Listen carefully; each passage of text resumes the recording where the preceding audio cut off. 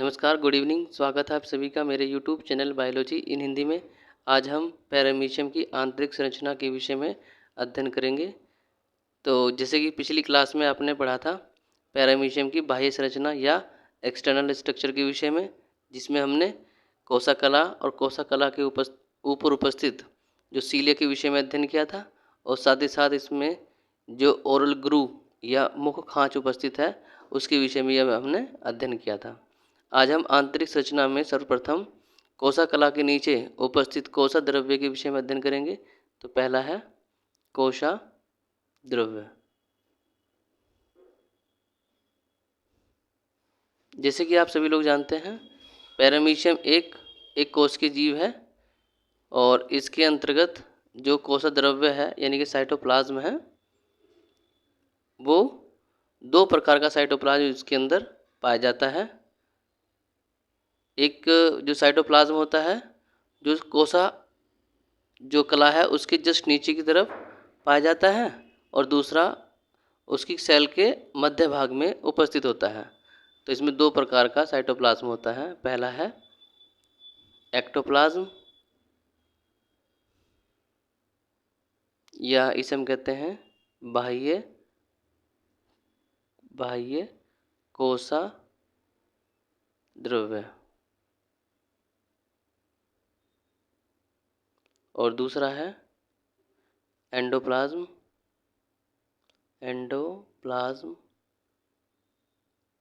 जिसे हम कहते हैं अंतः कोशा द्रव्य।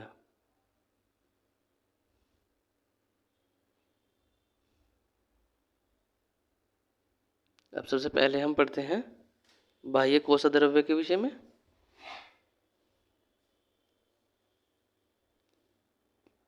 ये जो बाह्य कोशा द्रव्य है ये कोशा कला के जस्ट नीचे यानी कि एकदम ठीक नीचे पाया जाता है।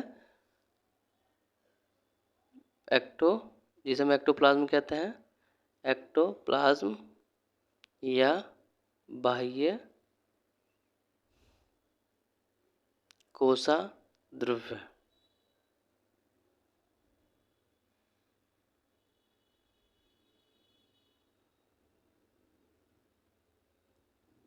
ये जो बाह्य कोशा द्रव्य होता है ये कोशा कला के ठीक नीचे स्वच्छ यानी कि क्लियर और गाढ़ा और अकणिका में होता है, यानी कि ये स्वच्छ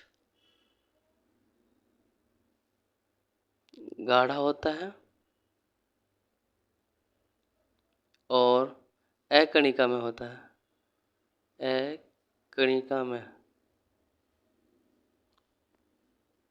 अकणिका में होता है। इसे हम ए ग्रेनुलर भी कहते हैं।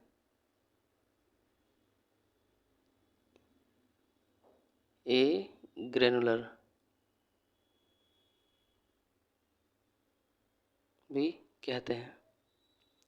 और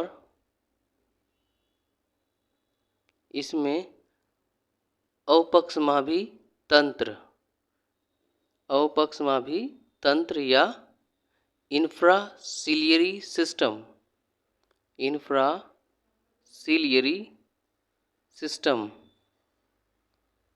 यानी कि वो सिस्टम जिसके अंतर्गत सीलिया और जो कोशा कला के नीचे पाया जाता है काइनेटोडर्मिटा, दोनों का अध्ययन करते हैं, और साथ ही साथ दंशिकाएं या ट्राइकोसिस्ट भी इसी एक्टोप्लाज्म में पाई जाती है। तो एक्टोप्लाज्म में जो इंफ्रासिलियरी सिस्टम और दंशिकाएं भी पाई जाती है, इसे हम कोर्टेक्स भी कहते हैं, यानी कि एक्टोप्लाज्म को हम कोर्टेक्स भी कहते हैं, या बाह्य कोशा द्रव्य को हम कोर्टेक्स भी कहते हैं। दूसरा है एंडोप्लाज्म या अंतः कोशा द्रव्य। इसे हम कहते हैं अंतः कोशा द्रव्य।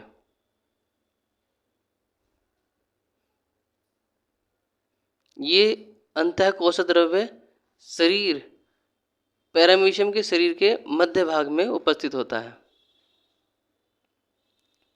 और जैसे ये एक्टोप्लाज्म है, ये शरीर की जो कोशिका इसके नीचे पाया जाता है और जो अंतःकोश द्रव्य है वो शरीर के मध्य भाग में उपस्थित होता है।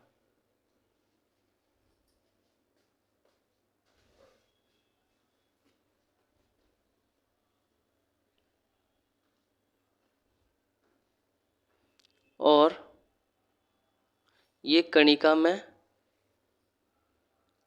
में या ग्रेनुलर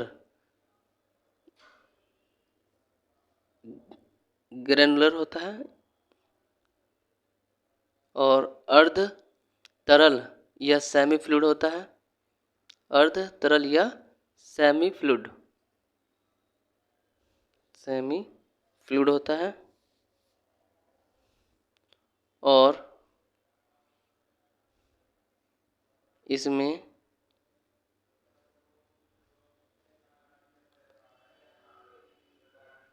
या इसके अंतर्गत विभिन्न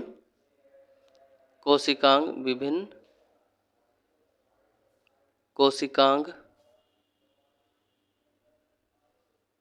या सेल ऑर्गेनेली जैसे संकुचनशील धानियाँ या रिक्तिकाएं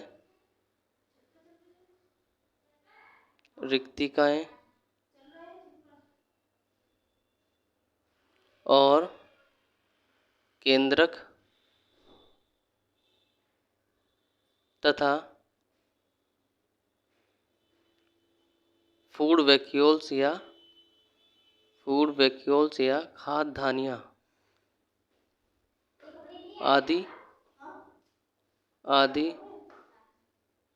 आदि पाए जाते हैं और इसे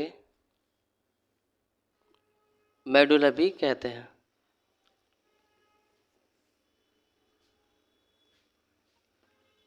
यह मेडुला भी से कहा जाता है।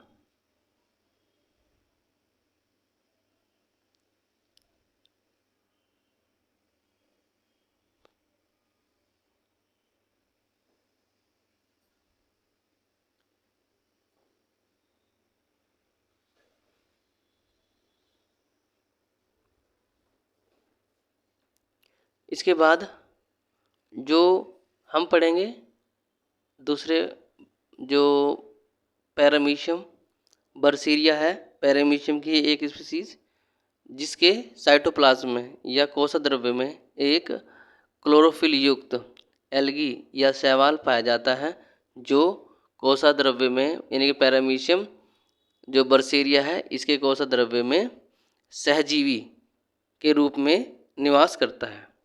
तो पैरामीशियम बर्सीरिया के कोशा द्रव्य में एक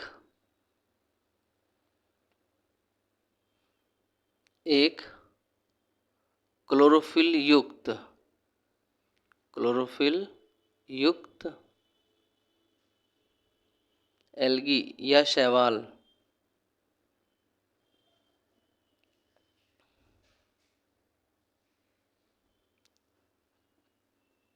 सहजीवी या सिम्बायोटिक ये सिम्बायोटिकली ये सहजीवी के रूप में पाया जाता है।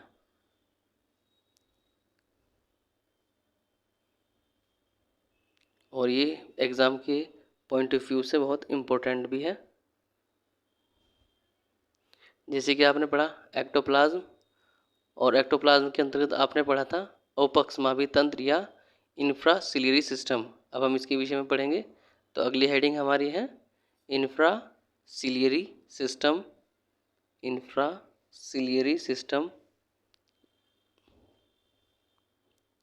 या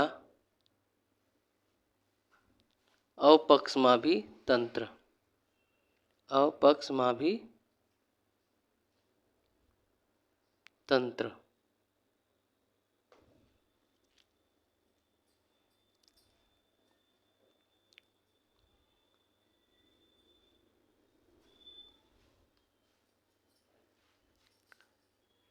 पैरामीशियम की जो कोशिका होती है, कोशिका के जस्ट नीचे की तरफ जो है ये तंत्र पाया जाता है जिसे हम अपक्षमाभी तंत्र कहते हैं।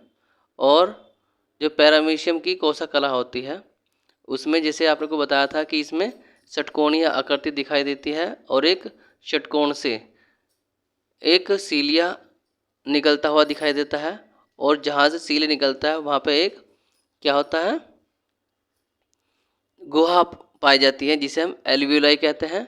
और इस पूरी लेयर को हम क्या कहते हैं, एल्वियोलर लेयर कहते हैं। तो इसकी जो कोशिका होती है उसके नीचे की तरफ यानी कि जो सीलिया होते हैं उसके आधार का जो स्थान है वो थोड़ा फूला रहता है अपने स्थान पर, यानी कि थोड़ा वहाँ से जो ट्यूब लाइक स्ट्रक्चर होती है उसे हम क्या कहते हैं, बेसल बॉडी कहते हैं। और ये जो बेसल बॉडी है वो पेलिकल या तनुत्व की कलाओं के नीचे उपस्थित होती है। और ये जो बेसल बॉडी होती है ये प्रोटीनियस तंतु या प्रोटीन युक्त तंतुओं से बनी एक काइनेटोडर्मेटा के साथ जुड़ी रहती हैं। यानी कि जो बेसल बॉडी है और काइनेटोडर्मेटा है ये दोनों मिलकर के एक सिस्टम का निर्माण करते हैं या एक तंत्र का निर्माण करते हैं जिसे हम अपक्षमाभी तंत्र कहते हैं। और ये तंत्र जो सीलिया के बीटिंग मूवमेंट या पैरामीशियम के मूवमेंट या गति के लिए क्या है, आवश्यक होता है।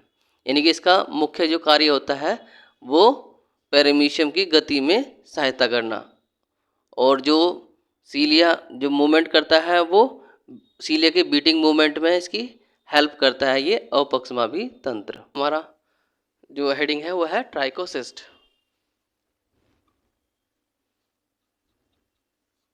ट्राइकोसिस्ट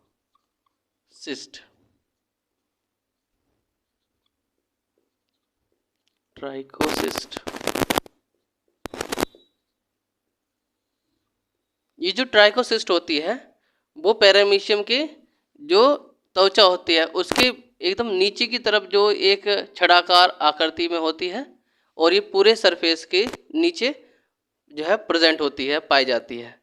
और ये जो है एक्टोप्लाज्म में कहाँ मिलती है, ये एक्टोप्लाज्म में, एक्टोप्लाज्म या बाह्य कोशाद्रव्य में, कोशाद्रव्य में बेसल बॉडी या आधारीय कायो या बेसल बॉडी तथा काइनेटोडर्मेटा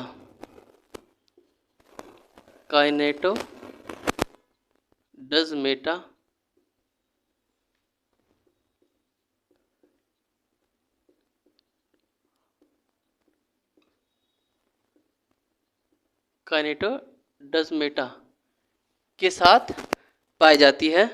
और ये कैसी होती है, छड़ाकार होती है, ये छड़ाकार या अंडाकार होती है, अंडाकार। और पूरी जो त्वचा होती है उसकी परिधि में पाई जाती है, परिधि में पाई जाती है, पूरी परिधि में वो पाई जाती है। और ये जो ट्राइकोसिस्ट होती है वो एक फाइब्रस प्रोटीन जिसका नाम है ट्राइकिनिन क्या सिक्रीट करती है, ये क्या है, इसका श्रावण है, ये एक फाइब्रस प्रोटीन जिसका नाम है ट्राइकिनिन।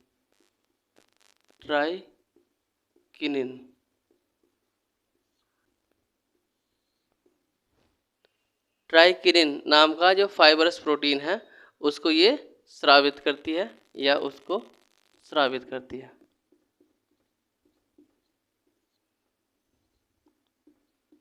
जो ये जो प्रोटीन होता है वो इसके आक्रमण एवं सुरक्षा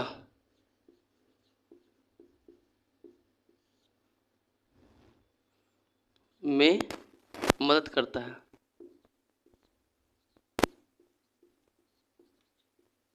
इसे हम कहते हैं दंशिकाएं भी कहते हैं। इसे हिंदी में क्या कहते हैं? इसे दंशिकाएं भी कहा जाता है। तो आपने पढ़ा कि ये दंशिकाएं क्या करती है? ये एक ट्राइकेरिन नाम का एक जो प्रोटीन है वो स्रावित करती है, और वो जो प्रोटीन होता है वो इनके आक्रमण या सुरक्षा में इनकी मदद करती है। दूसरा हम पढ़ते हैं इसके केंद्रक के विषय में। केंद्रक या न्यूक्लियस।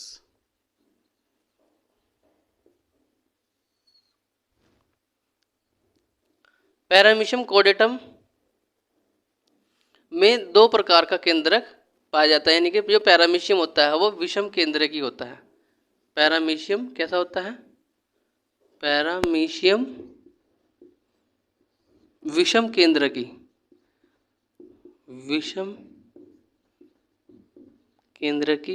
इसे हम क्या कहते हैं? हेट्रोकैरियोटिक हम बोलते हैं।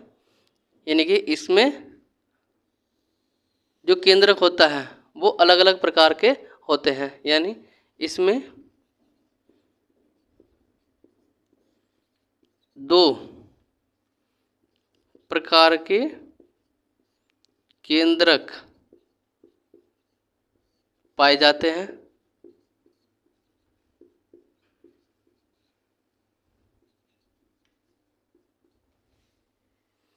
और जो ये दो प्रकार के केंद्रक होते हैं इनमें से एक क्या होता है?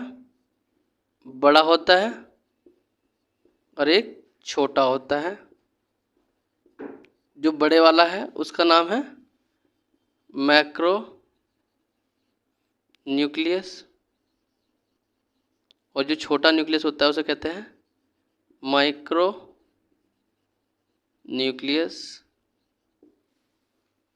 यानी कि पैरामीशियम में दो न्यूक्लियस पाए जाते हैं। पहला मैक्रो न्यूक्लियस को हम बोलते हैं गुरु केंद्रक, गुरु केंद्रक, लघु केंद्रक।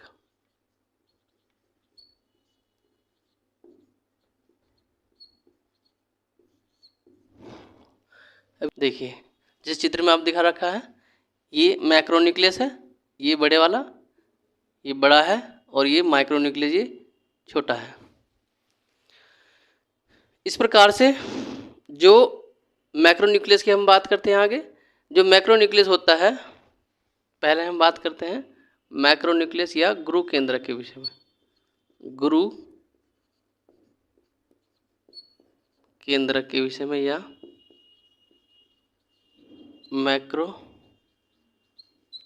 न्यूक्लियस के विषय में हम बात करते हैं। ये जो मैक्रो न्यूक्लियस होता है ये बहुगुणित होता है, वह इसके अंदर अधिक क्रोमेटिन पदार्थ होता है। और ये क्या होता है? मैक्रो जो न्यूक्लियस होता है ये गुरु केंद्रक, ये आकार में बड़ा होता है, आकार में बड़ा, और इसमें अधिक क्रोमेटिन पदार्थ होता है। क्रोमेटिन पदार्थ होता है। इसी के साथ साथ ये क्या होता है? बहुगुणित होता है। ये बहुगुणित, ये क्या होता है? बहुगुणित होता है। इसे हम कहते हैं पॉलीप्लॉइड।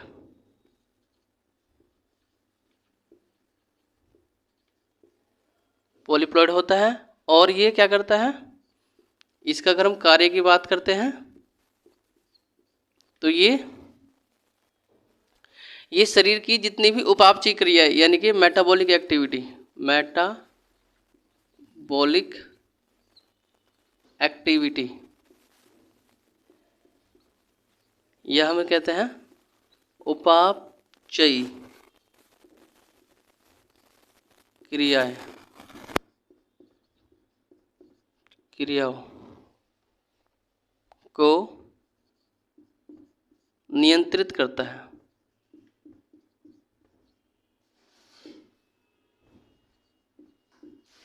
को नियंत्रित करता है। यानी कि ये वेजिटेटिव या सोमैटिक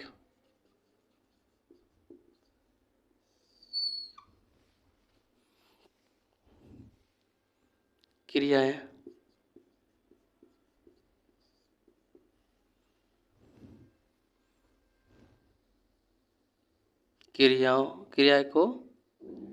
क्रियाएं संपन्न करता है।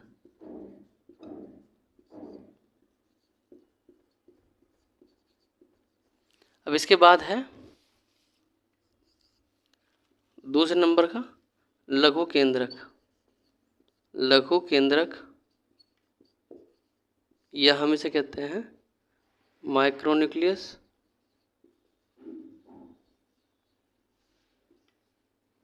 ये जो लघु केंद्रक होता है इसमें ये होता है डिप्लॉइड, या ये क्या होता है, डिप्लॉइड होता है, या हम इसे कहते हैं डिप्लॉइड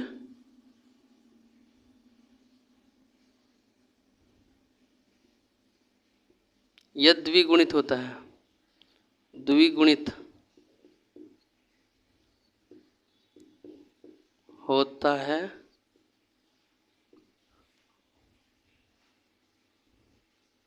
जो पैरामीशियम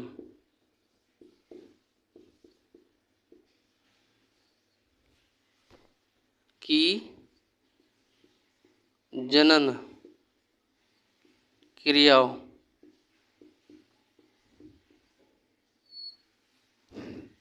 को नियंत्रित या रेगुलेट करता है।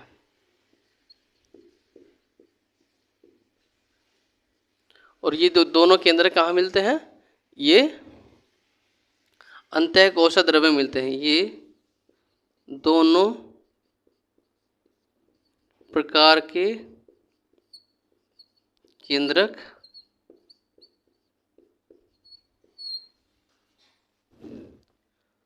अंतःकोशिका द्रव्य में पाए जाते हैं। कोशिका द्रव्य में पाए जाते हैं।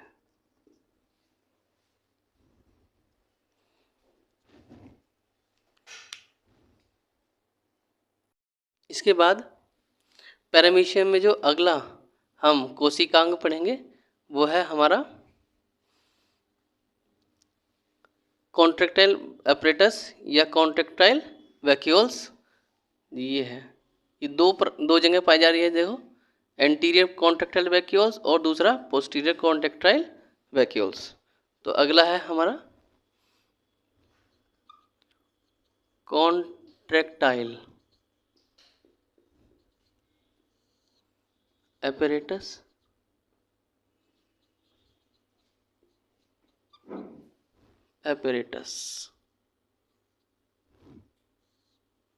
या हम से कहते हैं। अब हम पैरामीशियम की जो अन्य सेल ऑर्गेनेली है जैसे कि कॉन्ट्रैक्टाइल वैक्यूल या संकुचनशील धानियों के विषय में अध्ययन करेंगे।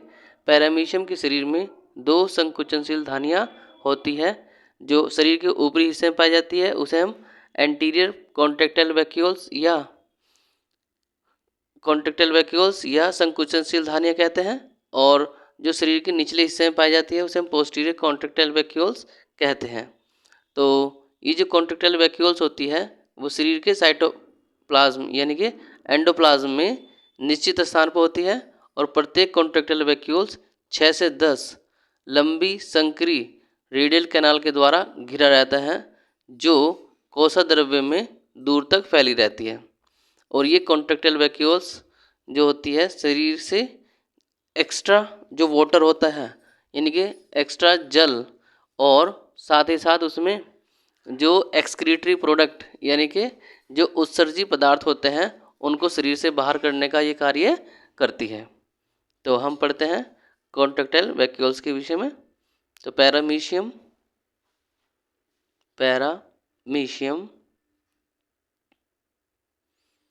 पैरामीशियम के शरीर में 2 संकुचनशील धानियाँ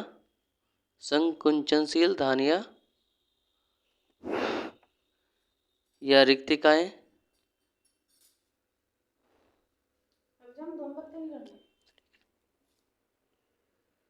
रिक्तिकाएं पाई जाती हैं।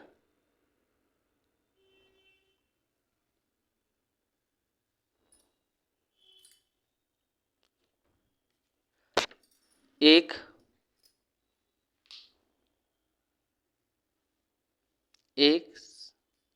शरीर के ऊपरी भाग में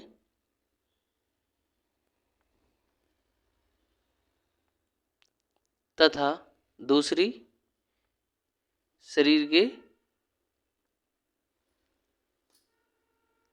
निचले स्थान पर या निचले भाग में पाई जाती है।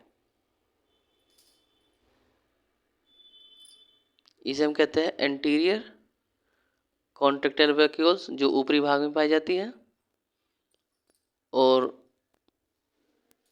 जो शरीर के निचले भाग में पाई जाती है उसे हम कहते हैं पोस्टीरियर कॉन्ट्रेक्टाइल वैक्यूल।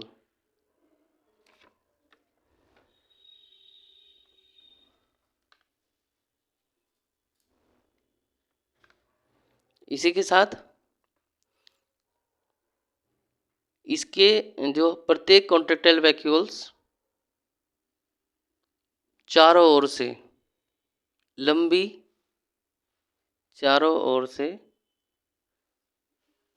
लंबी संकरी तुर्क रूप 6 से 10 रेडियल लंबी संकरी और तर्कु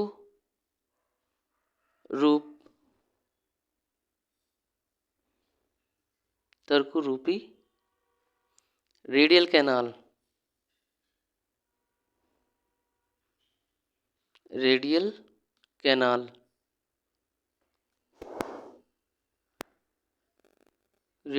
से घिरी रहती है, या रेडियल कैनाल इसके चारों ओर पाई जाती है।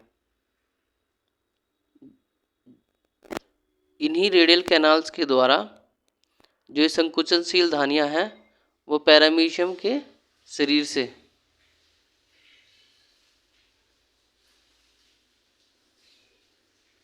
जो एक्सक्रीटरी प्रोडक्ट है, या हम कह सकते हैं जो उत्सर्जी पदार्थ है, उनको लेकर के और एक्स्ट्रा वाटर यानी कि जल जो उसे शरीर से बाहर करने का कार्य करती है। शरीर से द्रव को या एक्स्ट्रा जो द्रव है उसे शरीर से बाहर करने का कार्य करती है।